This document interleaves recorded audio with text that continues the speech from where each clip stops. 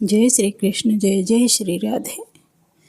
बंधुगण, आज भागवत प्रश्नोत्तर अध्याय संख्या 7। आज जो प्रश्न अच्छी ताकि भागवत कथा शुणी क्यों सुजन उपकृत होती भागवत द्वारा क्यों महात्मा को उद्धार होती। अनेक संत महात्मा ही अमर कथामृता द्वारा मुख्य प्राप्त करछन्ति। सेथिरु जणे हेले राजा परीक्षित, जी सुखदेव मुनि ठारू एही ज्ञान पाई मुख्य पाईगले। माता भक्ति अनुरोध द्वारा ज्ञान और वैराग्य सनकादि मुनि ठारू एही कथा रसामृत पान करी वृद्ध अवस्थारू यौवन पाइथिले एवं प्रत्येक भक्त हृदय रे माता भक्ति स्थान पाइले। अन्य जणे हेले दुंदकारी। एहार कथा भी अति रोचक अटे। जड़े महापुरुष ब्राह्मण तांक नाम आत्मदेव थिला। से तांक पत्नी सहित वास करुथिले, जांक नाम धुंधली देवी थिला। हेले बहुदिन धरी तांकर कौनसी संतान नथिला। दिने आत्मदेव दुखी होई जंगल रे जाई जीवन हराइबे भाबिले। सेही जंगल रे गोटे दिव्य मुनि आत्मदेवी को दुखर कारण जानी सन्यासी कहले, एही फल नहीं तुम पत्नी को खुआई देव, से निश्चय पुत्र संतान जन्म देवे।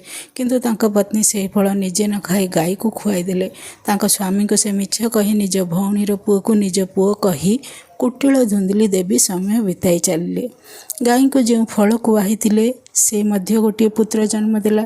से पुत्रर कान खूब बड़ थिबा जोगु ताहार नाम गोकर्ण दियागला। धुंधली देवी तांक पुओ को नाम धुंदकारी रखिले। जेपरी धुंधली देवी भारी खळबी प्रकृतिर स्त्री थिले, तांक पुओ धुंदकारी मध्य सेहीपरी अनेक व्यभिचारी कार्य लिप्त थिला। से भारी खळ प्रकृतिर थिला। माता पिता को बड़ होला परे बहुत दुख देला।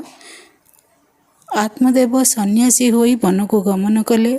धुंधली देवी अल्प दिन रे पुत्र देथिबा दारुण कष्ट जोगु परलोक गमन कले। दिने धुंदकारी को टंका लोभरे बेश्या माने मारी तांक घरे पोती देले। तेणु से प्रेतजनी को प्राप्त हेले।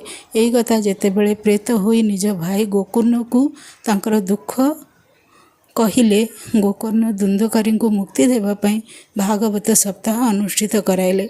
ठीक 7 दिन पर धुंदकारी उद्धार हैला। एमिति अनेक प्राणी भागवत पुराण शुणी एवं पठन करी तरी जाइछन्ति। बोलो श्रीमद् भागवत पुराण की जय। जय श्रीमद् नारायण। जय श्री कृष्ण। जय जय श्री राधे।